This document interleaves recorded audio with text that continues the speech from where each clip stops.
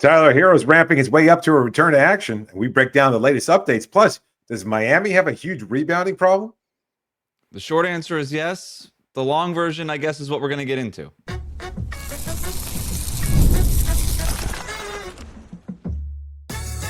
You are Locked On Heat, your daily Miami Heat podcast, part of the Locked On Podcast Network, your team every day. All right, welcome to Locked On Heat, your daily podcast on the Miami Heat, part of the Locked On Podcast Network, now the #1 sports podcast network. Whether you're tuning in on YouTube or on your podcast app, thanks so much for making Locked On Heat your first listen every day. Join the Cookie Gang, become an everydayer by subscribing and listening every day. Today's episode is brought to you by Game Time. Download the Game Time app, create an account, use the code LOCKEDONNBA for $20 off your first purchase. I'm Wes Goldberg, host of Locked On NBA Daily and Real GM Radio. I'm here with David Ramil. Both of us are credentialed Heat media members who cover this team every day. We have a great show for you today. We'll talk about Bam Adebayo and Tyler Herro practicing on Sunday and what it means for their return in a second. But first, David, we are recording this on Sunday night. We have not spoken since the Heat lost to the Knicks on Friday night. They lose their second straight game. Rebounding's been a problem during this stretch. They gave up 20 offensive rebounds to the Knicks on Friday. And since Bam Adebayo's been out of the lineup, they're giving up an average of 20 and a half offensive rebounds per game without Bam since he got hurt. I think part of us needs to accept that this is the way that this team plays. They're not going to be an elite rebounding team. And I think we need to accept that, and I think the team accepts that. I think they understand that. But at the same time, they also can't be this bad, right? There's a benchmark that they need to hit, and clearly they have not been hitting that benchmark without Bam in the lineup. Yeah, we talked about that before. I think a lot of people have looked at Bam's numbers and say, well, he's not a particularly good rebounder.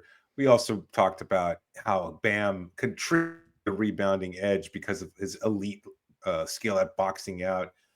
And without Bam there, I think those problems have been certainly magnified. Like it seems like Miami is just incapable of chasing down those loose boards. And those kind of 50-50 possessions that tend to skew in an opponent's favor has cost them quite a bit. It just, there's moments there throughout the course of the game where you need to pull down that rebound, where you need to be able to create an extra opportunity for another bucket. And it's costing you games because you can't. You don't find that way to score. It seems really simplistic, and yet it seems like a huge problem that Miami can't seem to figure out without Bam in the lineup. And nobody that's available, either whether it's Kel'el or Kasparas Johnson or Nikola Jovic. Jovic has always been a problem in terms of rebounding, but he seems even to have taken a step back in that regard. So there is just nobody who's capable of stepping up to contribute has done so. And I think even without the Tyler Herro in the lineup, somebody who is an elite rebounder at his position, that's been a glaring problem as well. So it's been difficult for Miami throughout the season. I think there have been moments there, even with Bam in the lineup, but certainly without Bam, it's been much worse. Yeah, I mean, we have the stats to back it up here, right? So the Heat have the NBA's 29th ranked defensive rebounding percentage over the last 5 games with Bam out as of Sunday. That's bad. Right? It's very bad. And so that they're second to last. Prior to Bam getting hurt, they were 14th. So again, not elite. They're not an elite rebounding team. They never will be. Not with this personnel and not with this system. But they were average, slightly above average, 14th. That's right where this team needs to be, because they're going to be elite offensively. They're going to have elite pace, right? They're going to be elite at getting to the rim. There's other things that this team is going to be elite at, but in the NBA, you have to choose. What are you going to be elite at, and what are you willing to sacrifice not being quite so elite at? One thing you can't be and be a great team is be 29th in anything. Especially rebounding, especially defensive rebounding. You're giving up so many second chance points to these teams. It doesn't matter how good defensively you are. If you're giving up 61%, teams are rebounding 39% of their misses against the Heat. I mean, over a third of their misses, more than 1 out of 3 missed shots, they're getting a second chance at that. It's not tenable. You can't keep doing that and continue to win games. But if you're 14th, if you're slightly above average, that's right where I think that's the sweet spot for this team. And without Bam, they can't do it. And this is not, by the way, a Kel'el thing. This is just a Bam thing and not having him out there. He is your best rebounder by far when it comes to team rebounding. You mentioned the boxing out, all of that stuff. That is what Bam is elite at. You go through the stats year over year over year. Miami is consistently a top 10-ish defensive rebounding rate team because Bam does such a good job of finding the one guy that you can't let get that offensive rebound and boxing that guy out. And the Heat just don't have that guy. Again, this is not a Ware thing. Ware is also a very important player for this team rebounding wise. It's more of just losing your best guy and not having a bunch of really good rebounders. And to your point, also Tyler Herro not being in the lineup, which is a smaller but definitely a factor. Like, it's just not having your best guy and not having the guys to step up behind him.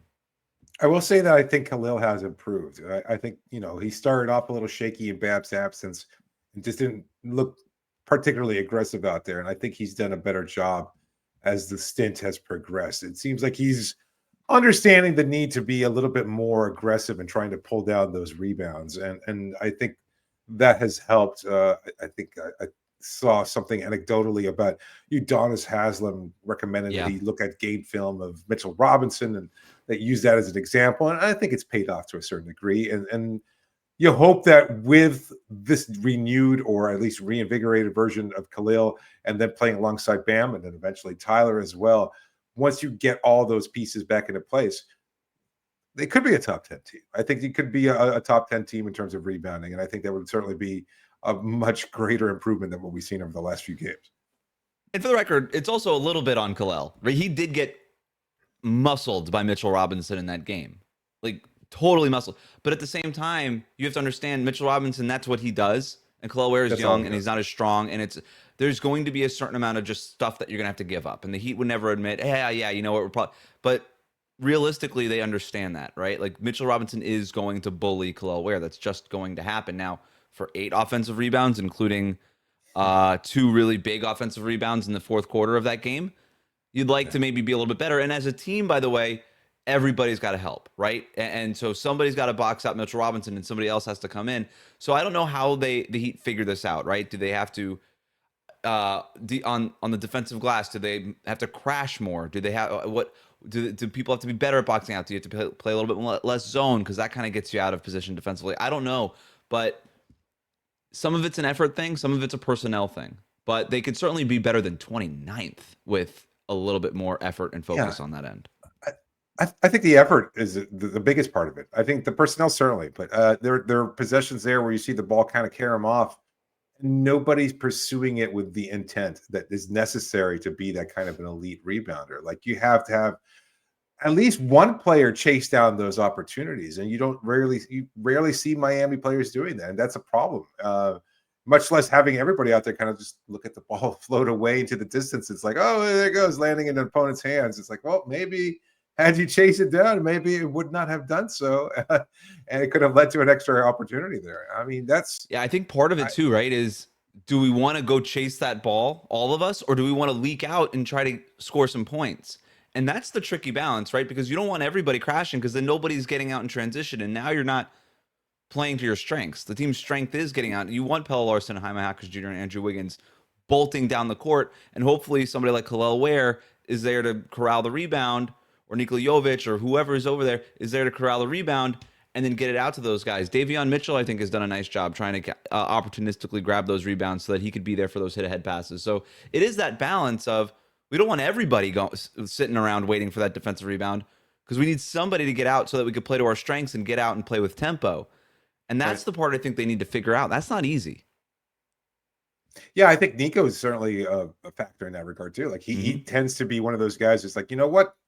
Let's go for that fast break opportunity, especially once he, it's just, we've seen this from him before. Usually it's also on the heels of him pulling down the rebound himself, but we've seen him also without the ball in his hands just kind of leak out and try to ignite something in that regard. And I think he could certainly do a little bit better job there too.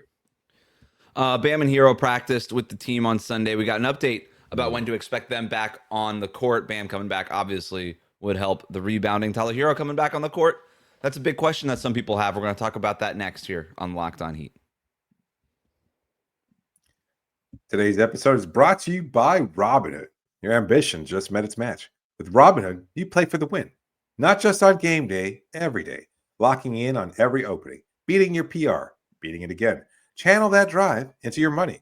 Robinhood puts you in control of your money. Trade stocks and ETFs, options, futures, and crypto all on one platform. You can now build and execute your own trades from a desktop with Robinhood Legends advanced tools, or take advantage of the new Robinhood strategies with a tailored portfolio managed by a team of experts. You expect more from yourself. Expect more from your money. Get started today at robinhood.com/yourmoney. Again, that's robinhood.com/yourmoney. Your money, your move. Today's episode is also brought to you by Game Time. Basketball season is officially here. Nothing beats being in the arena for those opening games, but let's be real, getting tickets can be a total headache. Between waiting in queues, surprise fees, and prices that jump right before checkout, it's easy to get frustrated when all you want to do is cheer on your team. And that's where Game Time comes in, the app that gives fans the advantage. It's your ultimate life hack for scoring amazing NBA tickets fast, easy, and stress-free. Look, Miami's got a big game against the Knicks on Monday. If you're listening to this and you have the opportunity to get tickets, do so. I had a friend text me, goes, hey, remember that app we used when we were in Toronto on that trip a few years ago where you get literally he's like, where you get those tickets that are really cheap? And I go, oh yeah, Game Time. He goes, yeah, that was one. I was like, yeah, use the code LOCKEDONNBA, you get $20 off. He was like, dude, sick. Yeah, that's my story. And it's that simple. I was like, hey, you want the cheap tickets? Here's the promo code. Just do it. If you're doing a thing, just do this. And what better opportunity than to go there and drown out some of those obnoxious Knicks fans that will unfortunately be at the Kaseya Center. Far too many Knicks fans, excuse me. We need a lot more Heat fans in those seats to kind of drown them out. And Game Time is the opportunity for you to get those tickets at a great value. Take the guesswork out of buying NBA tickets with Game Time. Download the Game Time app, create an account, and use the code LOCKEDONNBA. You get $20 off your first purchase. Terms do apply, but that's the code LOCKEDONNBA. You get $20 off.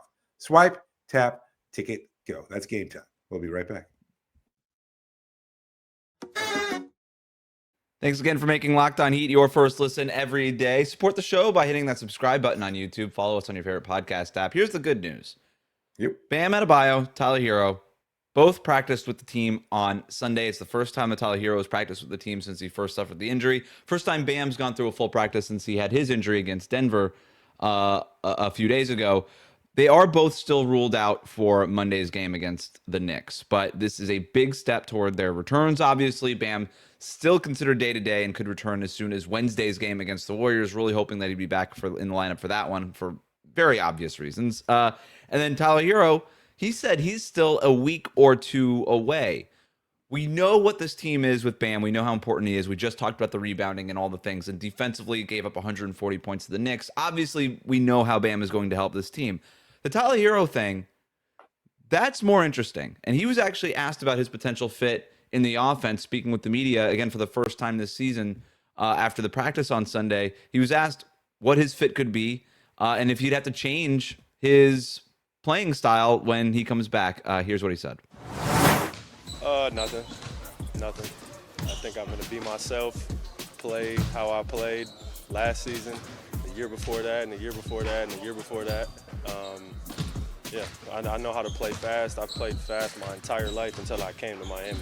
You know, I adjusted to play with other players, and I know how to play in this offense. And that's the beauty of me. I can play in any offense. That's just what I can do. That's the beauty of me, David. I don't know what to tell you. I can host any podcast. I'm going to get that tattooed.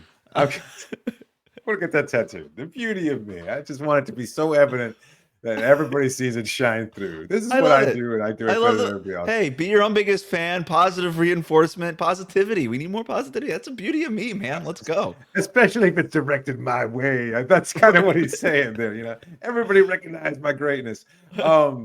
What a statement from him, because not only does he throw like Jimmy and Kyle Lowry under the bus completely, he also props himself up at the same time and says, yeah, I can do anything. That's not a problem at all. Are you buying it? Because, I mean, it's easy to kind of just say, that whole I've played fast. But you know what? It's kind of counter to the statement he did before. That's the way I played the year before, and the year before that, and the year before that. It's like, no, it wasn't. We didn't see that style of play. This is a completely different offense. So are you buying his ability to kind of lean into it? I mean, I know he's got the confidence that he can pull it off. Sure. Are you buying it? I don't know that I'm buying his answer because, to your point, he kind of contradicts himself within the same answer. He says, I've been playing this way for the last few years, but then I had to change the way I played when I got here because of these other players. So it's like, okay, so what were you really doing these last few years? And let's be real, like the way that he played last year for the first half 100% fits this offense, right? A lot of threes, a lot of quick offense, a lot of quick decision making. The way that he had to play in the second half, where that he was basically their main initiator and they just totally leaned into him as a pick and roll initiator after the Jimmy Butler trade, that clearly doesn't fit in this offense because they don't run pick and roll anymore. And then the year that he won Sixth Man of the Year as a sixth man, kind of taking a lot of mid-range shots, that also doesn't fit in this offense because this team doesn't want to take a ton of mid-range shots. So I don't buy the answer in terms of we've seen it the last few years and that he doesn't have to change anything necessarily. I do buy the fact that he has played fast previously and that his game at Kentucky, that team played fast under John Calipari. That was a fast team. And he wasn't an on-ball guy on that team. He was a little on-ball, but off-ball, and he was really putting up shots. He was a floor spacer for that team, and I think he's going to be a big-time floor spacer for this team when he does come back. So I do buy that a little bit. Whatever. His answer is interesting, and it's kind of funny, and that's why I played it. But at the end of the day, I do think he's going to be able to fit into this offense. And I understand people hearing the question, hey, do you have to change? And then him saying basically no. If you're concerned about Tyler Herro's fit in this offense, I don't think that answer helped. No, that's the beauty of me, I guess. You could just kind of the all-encompassing. My answer. Yeah, I wonder. The answer, you're right. You can't vouch for the veracity of it, but at the same time, it is not necessarily concerned. I do think he can play to that regard. I don't know. Maybe this is what, by the way, this is what NBA players say when you ask them the question: do you have to change anything? Do you need to sacrifice anything? 100 times out of 100, every NBA player, from the 15th guy on the roster to Michael Jordan, is saying, "I don't have to change a thing." These players don't say that. Like, do you have to sacrifice? I don't have to sacrifice anything. Do you have to change? Nope. Just going to be me out there. That's what they say. It's funny because I just saw this on the Prime broadcast the other day with Blake Griffin and asked what was the most underrated skill. Did you hear what his answer was? No, I didn't see this. Self-awareness. It's great. And that's exactly what we're talking. It is a fantastic. It's the answer that comes with a long career derailed by injury and now in retirement, because that's where you develop that self-awareness. It's not something you tend to develop over the course. Right. Yeah. You don't tend to have your ego death on the heels of your first All-Star appearance. Right. So, but I do think that Tyler Herro is relatively self-aware. I just, what we consider, do you have to change anything to your game, and what an NBA player considers changing their game are two different things. Because NBA players are always viewing themselves of what they're capable of. They're not really viewing themselves of what they've necessarily done. Right. Whereas we're just looking at the paper. We're looking at the track record. We're not necessarily thinking about what they're capable of. My argument this entire time, regardless of Tyler Herro's answer here, is I know he's capable of playing in this offense. And I do, having spoken with Tyler Herro several times, I think I could say I know him as a media to basketball player type of relationship as much as you can know somebody. He's a lot more humble than I think people give off. I think he doesn't have that huge ego. I think he's willing to fit into the team concept. I don't think he's a me guy. No. And I think some of the way that he's played in the past, it can come off of that because players who have played that way tend to be me guys. But he's changed the way he's played quite a bit in his time in Miami. And I just, again, go back to what got him into the All-Star team last year. It was very different. And by the way, he also does have the track record. Tyler Herro averaged 1.25 points per possession in transition last season. That is a very, very good mark, right? That's almost the 80th percentile in the league last year per synergy. He shot 42% on transition threes last year. Like, he's done it. He's an awesome, we've watched Tyler Herro for years. The most exciting moments is when this team is in transition and he just pulls up from 28 feet and just drops it in like it's nothing. We know what this guy is capable of. Okay. Now, given, however, what we just talked about in the first segment, given Miami's rebounding woes, can the Heat withstand the pull-up jumper from 25 to 28 feet out from Tyler? That we want those quick choices, and we see it a little bit better. would say differently from Norm. Like Norman Powell is much quicker in terms of, you know what, I have the ball in my hands. I'm going to know when to shoot it. But it doesn't feel like it kind of countermines what the offense is trying to do. And Nope. I'm not saying that Tyler necessarily would, but if he's just pulling up in transition, you get the opportunity to, I don't know, get to the basket. Will he choose to just pull up from three rather than take it in and maybe, given Miami's rebounding issues, cost them a possession? I don't think know. that's fair. I think it's a fair concern. I'm like I said, this team's not going to be a top 10 rebounding team. They could just be average, and I'd rather have that three and the threat of the spacing and what that's going to open up for everybody else. Sure. What that's going to open. Everything is a balance in the NBA. If you give up one thing, it helps another thing. If you're focusing on this thing, something else is going to go down. But I think Tyler Herro's floater game is going to be really interesting in this offense. When he gets 2 feet in the paint, he's an elite float guy. He's really developed that over the last couple of years. And we even saw, and you pointed this out 100 times last year, David, like getting to the free throw line a little bit more and stuff like that. The advanced physicality that he started to play with. We'll see what he looks like on the heels of this injury, obviously. But I think that floater could be really interesting in this offense because that is a high efficient shot from Tyler Herro. And a shot that, by the way, nobody else on this roster has.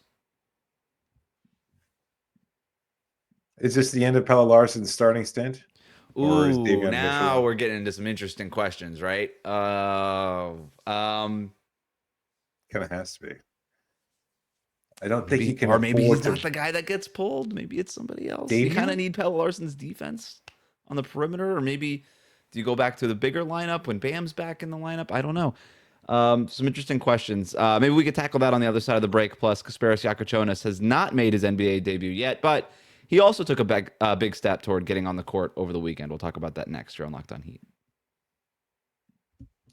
Today's episode is brought to you by FanDuel. The NBA is back, and there's no better place to get on the action than FanDuel, the official sports betting partner of the NBA. Even if you miss the start of the game or you want to ride the hot hand, FanDuel has live bets on everything from who will score next to fourth quarter comebacks.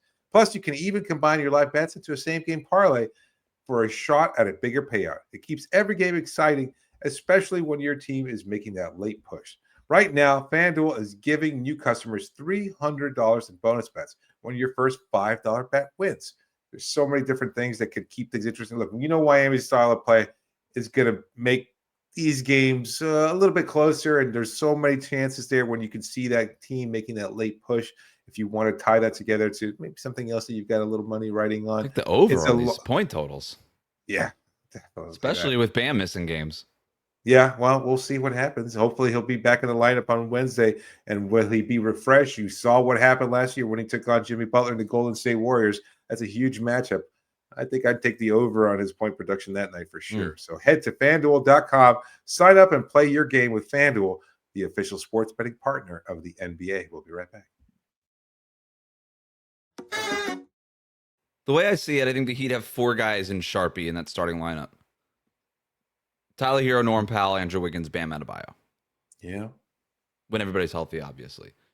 Sure. That 5th spot is between Pella Larson. He has earned his way into this conversation at the very least. Okay. Davion Mitchell, ditto for him, the way that he's played and how important he's been in facilitating and setting up this offense. And then obviously you got to go Kel'el and you got to go Nico. And they got to be better. Both of them have to be better, but they're in this conversation, right? If you want to play a little bit bigger, it's going to be one of those 2 guys. So I don't think Nico's in that conversation. Probably not. You're probably right about that. But if you want to keep bringing Ware off the bench, and I don't know. I don't know. So if you've got Powell and Herro, I don't know that you want to start another guard like Davion because now you're really small. And now you're giving up quite a bit defensively. That's fair. I think Davion is switchable in that regard. And people are still going to shoot over him. Yeah, I mean, he is short. That there's no way around that. As much as he's stout enough to kind of hold his own against big men, like kind of like Kyle Lowry before him, it'll be a problem. So, especially again, we're facing the rebounding edge. I'd rather have Pella out there, but it almost feels like Davion did everything he could. He started games. He played really well. I think he even exceeded expectations for what he's able to do, and continued to build off a really strong stint with Miami last year. I do know. think, but I think that's the closing lineup. Davion. I think it's Davion, Herro, Powell, Wiggs, Bam. I think that's the closing lineup. But to start, it is a little small, uncomfortably small to start games. And maybe ultimately Spo's just like, I don't care. And he starts that group because that's their best five. We've seen Jaime in that point guard, de facto point guard, sort of where he brings the ball up and initiates. So that's true. So no, but I'm saying even now though, like we're talking about Davion coming off the bench, more than likely, does he handle point guard duties? Does that take away from Jaime's production? Is Davion playing more off ball? I think Jaime plays with Drew Smith right now. Yeah, Drew Smith is not Davion, but yes, no, he's not. I see your point. Yeah, but so Drew Smith probably ends up maybe getting the short end of the stick here at the end of the day. But yeah. I don't know. I like your idea about Pella Larson. What I like about Pella Larson, he provides a little bit more size than Davion. He's obviously not as big as Kel'el or Nico, but he's frankly more proven so far this season than any of those guys. Yeah. And he's a connector type, right? He doesn't need the ball, but he's really good at cutting in this offense. He's a good off-ball guy. The way he's been shooting it lately has just been unreal. So, this is a really interesting question. And you hope that these guys get back and healthy and there's a healthy roster for Erik Spoelstra to try to make these decisions with. Last bit of news today, though. The Heat sent rookie Kasparas Jakucionis to the G League for some game reps. Still hasn't played in an NBA game so far in his career, but in his Sioux Falls Skyforce debut, he had 12 points on 4 of 15 shooting, so not super efficient. 7 rebounds, a couple of assists, 3 steals, and 6 turnovers on Sunday. Not a great debut for Sioux Falls, certainly, but also not some. It's whatever. It's the G League, first time, doesn't really matter. My question to you is: could the Heat use him sooner rather than later, given their injuries and what we know Kasparas Jakucionis can do, or what we at least think he can do? It's funny because I think the opportunity would have been there just now. Given that Tyler was out, and now with Tyler's return, I mean, he's gonna get at least 30 plus minutes per game. So where does that leave a player like Jakucionis? At his size, you think maybe he'd be a little bit more effective, maybe a different kind of contributor. And certainly he has the playmaking skills, should probably be a better rebounder. Average 6 rebounds a game in college. It'll help. And yet Erik Spoelstra saw something maybe that he didn't think he was ready for that kind of opportunity. Yeah, he's also coming back from an injury. That's important. It's not that. Yeah, I think that's part of it. And look, I think the stakes are higher now. I know a lot of people kind of clamoring for this team to lean into a youth movement and things of that sort, but that wasn't the case a few games ago when they were winning at an unexpected rate and had the most electric offense in the NBA. And people really thought this group would continue. They've taken a minor step back without Bam in the lineup, but I think they're going to get him back soon. And if that's the case, I think you win against the Knicks on Monday night, if you can pull that off at home and you can take that kind of energy and push that onto Wednesday when you host Jimmy Butler and the Golden State Warriors, that's a good place for you to continue to build momentum. And then as players start returning back to the lineup, Bam, Tyler, etc., then you're in a much better place. They could have been off to a much worse start than what they've been. And so I think they're still not just treading water. They're still doing a pretty good job overall. But Jakucionis' opportunity, I don't know that he would have gone it if not for this past few weeks. If this was his best chance of being able to crack the lineup. Guard hasn't been the issue for this team. We're talking about Tyler Herro, their best guard, and being like, where does he fit in? Because the guards have been so good for this team. The guard hasn't been the issue. Now, if Kasparas Jakucionis could play center for this team, that would be a lot more helpful, but he can't. And so, I think this is the right way to play it. Coming off the injury, we know that the turnover thing, we talk about it. That is the Jakucionis thing. If there was a reason he slid in the draft, it was because he does have a propensity to turn the ball over way too much. Get him some reps in the G League. We know how they treat Sioux Falls, right? They're probably, I didn't watch the game. I just had the stats in front of me. I'm going to go back and watch the game. They're probably running something similar to this offense. So that's typically what they do. Yeah. It's almost like they want to have the same thing so that they can just kind of use that as a launching point for once they make it to the And obviously Jakucionis was there for the install and Boca Raton for training camp and preseason, and we saw what he could do in that preseason game. It was phenomenal. So I'm very much looking forward to seeing Kaz on the court with this offense. I think he's an incredible fit with this offense when he is ready. Right. He's probably not ready yet, and it's not like this Heat team is clamoring for more guard help. I mean, the way that Pella Larson has been good, right? Even with the ball in his hands sometimes. Davion, Drew Smith. I mean, these guys have been so good. Guard is not the problem for this team. Kasparas Jakucionis, take all the time you need. Enjoy Sioux Falls. I think there's a Chili's up there somewhere. Have fun. Was it Chili's? I can't remember. Or Fridays or Applebee's or something. I can't remember. It's one of those. Applebee's. It's exciting. There's probably a cheeseburger at one of these places. You've earned it. That'll do it for us today. We'll be back on Monday night for the Heat Knicks post-game show. This has been Locked On Heat, part of the Locked On Podcast Network, your team every day.